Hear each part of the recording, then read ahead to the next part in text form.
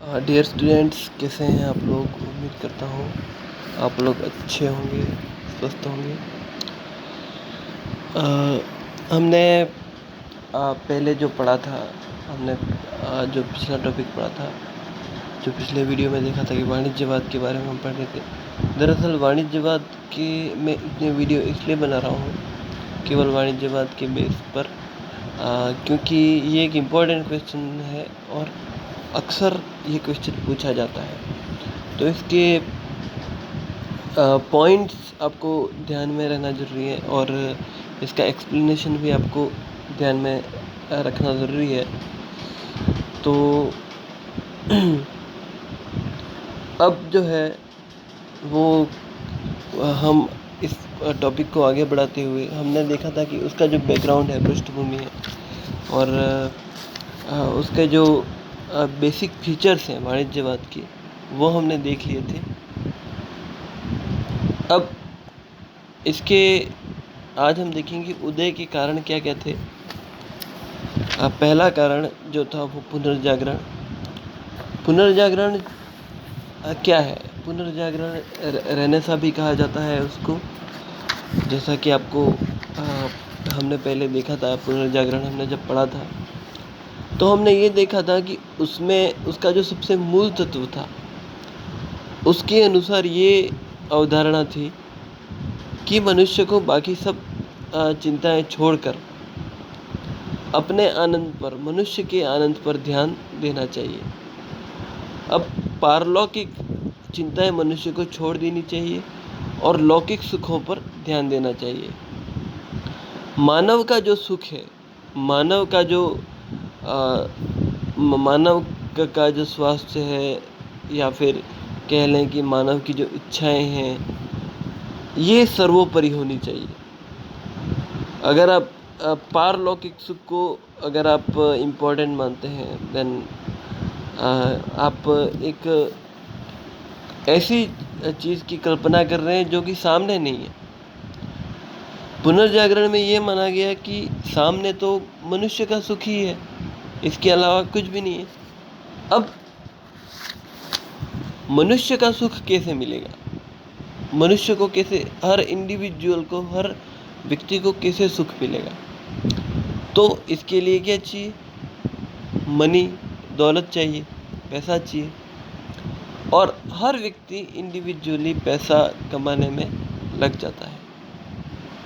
हर व्यक्ति सोचता है कि मैं इंडिविजुअली पैसा कमाऊं। अब पुनर्जागरण ने ये किया कि हर व्यक्ति की जो इच्छाएं हैं और इनको एक एक्सेप्टेबिलिटी दे दी। तो इससे क्या हुआ कि लोगों में धन दौलत कमाने की इच्छा जागृत हुई। अब लोगों में ये इच्छा जागृत हुई तो ये चीज़ एक राज्य स्तर पर भी पहुंची, राज्य के पास भी पहुंची। और धीरे धीरे जो शासक थे, राज्यों के जो परवर्ती शासक थे, वो भी पुनर्जागरण के माइंडसेट के ही थे। पुनर्जागरण का जो माइंडसेट था रेनेसां का, उसके ही आगे आने वाले शासक थे। तो इस तरह से जो पुनर्जागरण है, उसने वाणिज्यवाद के उदय में एक बड़ा योगदान दिया। इसका क्यों? क्योंकि इसके लिए दौलत चाहिए थी, पैसा चाहिए था मनुष्य के सुख के लिए। तो इस कारण से लोगों में पैसा कमाने की ललक जगी और धीरे धीरे व्यापारिक जो नियमन है वो राज्य ने अपने हाथ में ले लिए। लेकिन उसका उद्देश्य भी अधिक से अधिक संपत्ति इकट्ठा करना था। इसके बाद भौगोलिक खोजें। हमने देखा कि पुनर्जागरण के बाद बड़े पैमाने पर भौगोलिक खोजें हुई। दरअसल भौगोलिक खोजों को यूरोप के इतिहास में एक बहुत ही महत्वपूर्ण कड़ी माना जाता है। आधुनिक काल जो माना जाता है,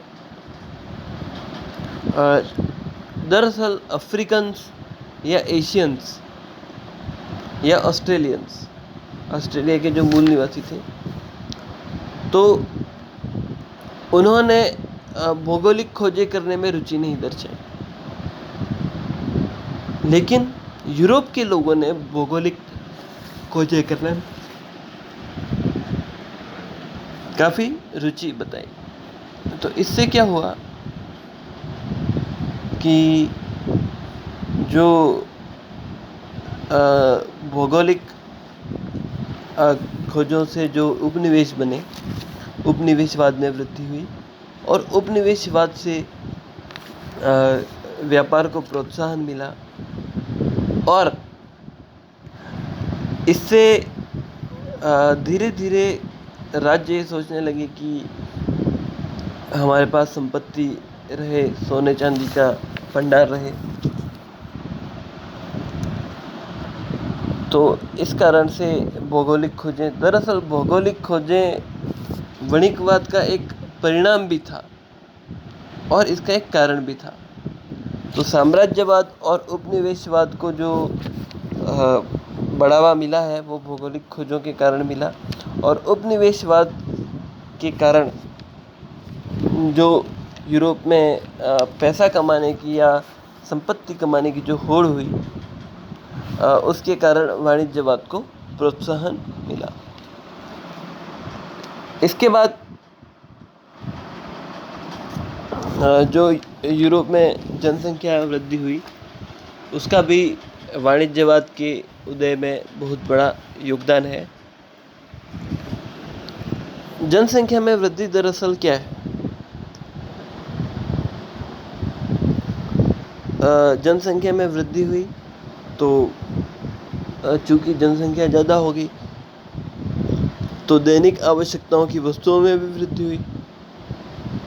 जब दैनिक आवश्यकताओं की वस्तुओं में वृद्धि हुई तो मांग के अनुसार जो उत्पादन है उसमें वृद्धि हुई, औद्योगिक विकास में वृद्धि हुई। उत्पादन अगर ज़्यादा करना है तो औद्योगिक विकास करना पड़ेगा और औद्योगिक विकास ने व्यापार वाणिज्य को विकसित होने में सहयोग दिया। तो इससे क्या हुआ कि एक तरह से वाणिज्यवाद, अब क्या हुआ कि जैसे ही राज्य ने देखा कि उद्योग धंधे अच्छे वृद्धि कर रहे हैं और मांग भी बढ़ रही है, तो राज्य ने इसे अपने हित में देखा और उसने औद्योगिक नियंत्रण स्थापित कर ही लिया। इसके बाद धर्म सुधार आंदोलन का क्या योगदान रहा? दरअसल जो प्राचीन ईसाई मान्यता थी कि जो भौतिक सुख एक क्षणिक होता है और सांसारिक धन दौलत का संग्रह नहीं करना चाहिए और जो ब्याज है, ब्याज का कॉन्सेप्ट है, वो नहीं लेना चाहिए, ब्याज नहीं लिया जाना चाहिए, ऐसा माना जाता था। लेकिन जो प्रोटेस्टेंटवादी थे, बाद में तो प्रोटेस्टेंटवादियों का ही जो संख्या है वो बढ़ गई। तो प्रोटेस्टेंट जो मानने वाले थे, इन्होंने व्यक्तिगत संपत्ति, उसके बाद स्वतंत्रता, व्यक्तिवादी विचारधारा, इसके बाद व्यापार वाणिज्य आदि के प्रति उदारतापूर्ण दृष्टिकोण रखा, जिससे ये जो सिद्ध हुआ कि जिससे इसको व्यापार वाणिज्य को प्रोत्साहन मिलता गया। इसके बाद जो यूरोपीय राज्यों के जो राजनीतिक विचारधाराएं थी उसमें परिवर्तन आया। पहले क्या था कि पहले ऐसा होता था कि पोप जो है वो सबसे ज़्यादा शक्तिशाली माना जाता था राज्य में, लेकिन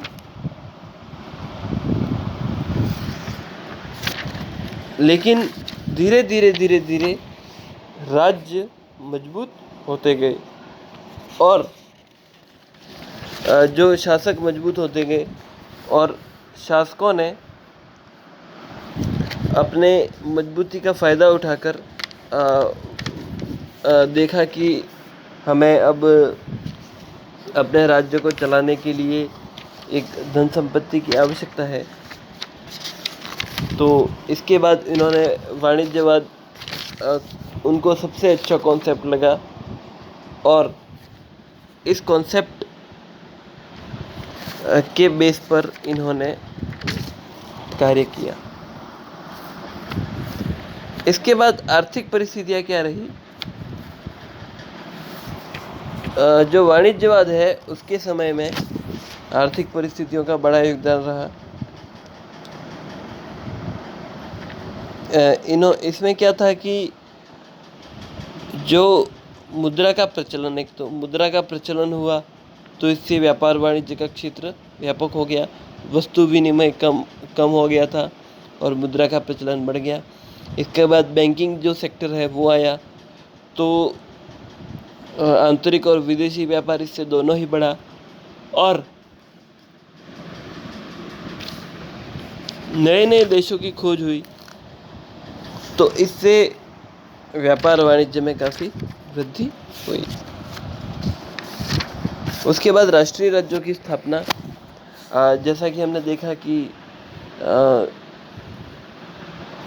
रोमन साम्राज्य, पवित्र रोमन साम्राज्य जो था उससे मुक्ति पाकर अनेक राष्ट्रीय राज्यों का उदय हुआ था। पिछले वीडियोस में हमने देखा था।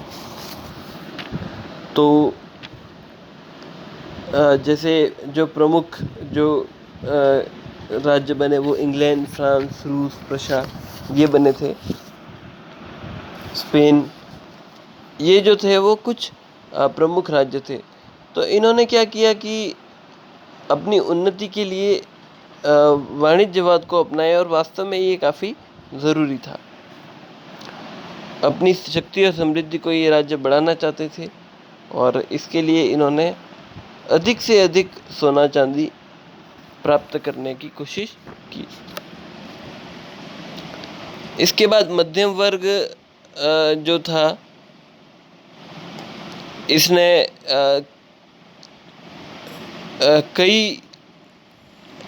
कई जो महत्वपूर्ण भूमिकाएं निभाई। मध्यम वर्ग के उदय ने एक बहुत महत्वपूर्ण भूमिका निभाई। इसमें ये भूमिका निभाई कि जैसे जो सारे सेक्टर्स थे उसमें कर्मचारियों के तौर पर और बाकी जो मैनेजमेंट ये वो बहुत सारी जगह पर मध्यम वर्ग के लोग आने लगे। इससे क्या हुआ कि मध्यम वर्ग का योगदान बढ़ गया और मध्यम वर्ग का योगदान बढ़ गया और उसने इस वाणिज्यवाद के उदय में बहुत बड़ी भूमिका निभाई।